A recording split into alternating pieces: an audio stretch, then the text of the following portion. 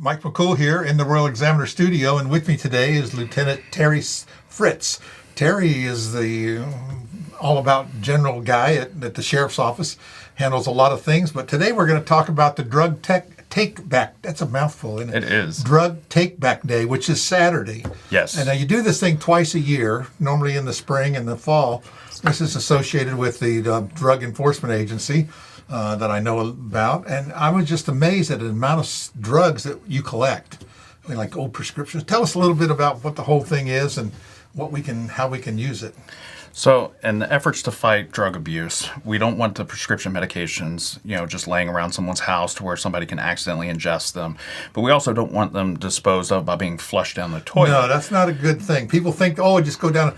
We spend millions of dollars to get rid of those things out of the water. Yeah. So what the Sheriff's Office does, we participate with the DEA during their National Drug Take-Back Day. It's done twice a year, typically every April and October. Right. And it's usually the last Saturday of the month. So this Saturday, we're doing the October one. We're going to be at the Valley Health Complex Center on North Commerce Avenue. Right. So we'll be there from 10 to 2. We'll collect any unused medications or used medications if it's partially used. Right. And we're not turning away any of the medications. So with our partnership with Valley Health. Something like that. Something like that. It doesn't have to be in the bottle, but it can be in the bottle. Right. What we do, we collect it up, throw it in a trash bag, and then we run it to the DEA's collection site. And then they take all the medications and dispose of it for us. Yeah.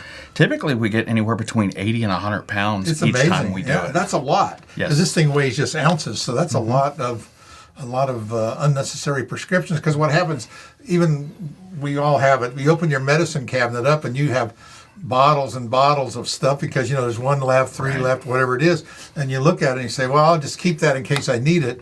And you look, I was doing it the other day, and man, that thing's like 10 years old. Yeah, but you really shouldn't do that because that's how the drug abuse happens. Exactly. Because some of the medications, they do have expiration dates for a reason, and the effectiveness may no longer be within its tolerance if you take expired medications, or it could harm you if something. Right. Or if you're like me, as you get older, you start taking things you think you know what it's for, and it's not.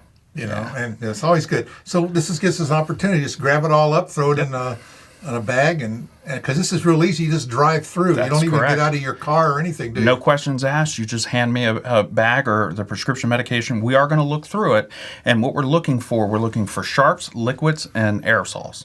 So those items we have to pull out separately to be disposed of in a different manner, right? Because we don't want to put that in the medications if they go to incinerate some of this stuff.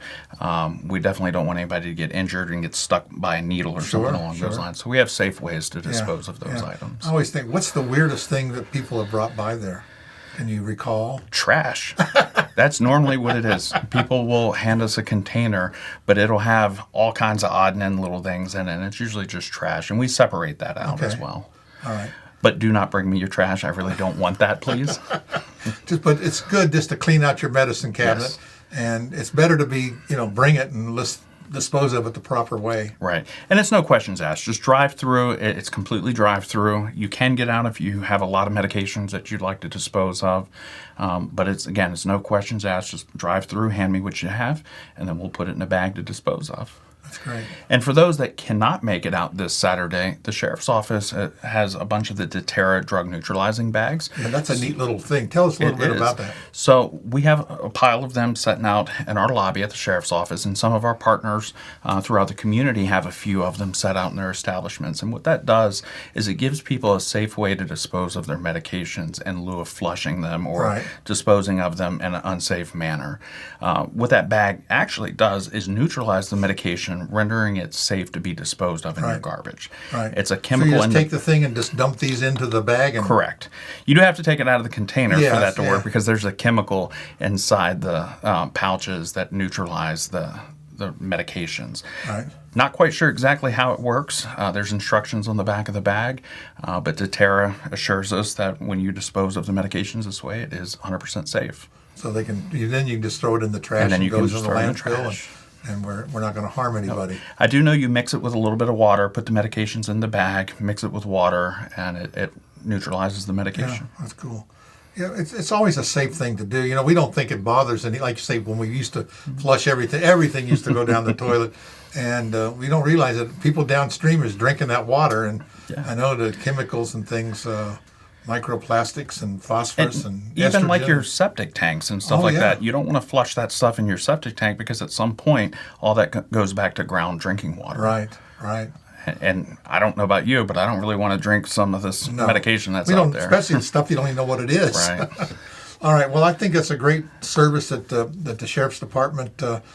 You've been doing this for a couple of years because I think your brother always is a pharmacist, isn't he? Yeah, he's a pharmacist. He has a real job. Yeah, a real job, a real good paying job at that.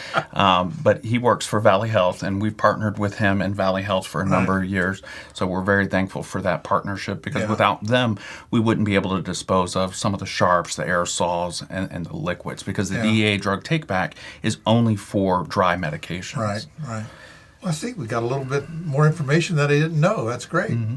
All right, so that's going to be October 26th, which is this Saturday from 10 to 2 at the Valley Health Complex on Commerce Avenue, right Yep. there, just by the across from the fire department, and well, kind of downhill from the. And we'll be set up underneath the little awning, so it'll go rain or shine, no matter what. Oh, that's good. And again, it just makes it an easy way for you to just drive straight Just through. drive through right there, and you'll see your smiling face, and we'll take. And it'll be me. So if you want to come out and see Lieutenant Fritts, come see yeah, me. Come see Terry. That's great. He's a great guy. Well, anyway, this is just one more thing that the sheriff's department takes care of, a little one of those non-law enforcement agency things that you do. But there's a lot of, we call that community policing, don't we? And it's community policing at its finest because we have to be proactive in the drug game. And if we can get the medications off the street before they become abused, then we've deterred a crime at the start of it. Right. You see little things like that on television about I want to say the grandkids getting in grandma's medications, and next thing you know, the pill here and a pill there, and oh, how come my bottle's empty? And or she puts it aside because they don't take all the medicine. I might need it later. Right.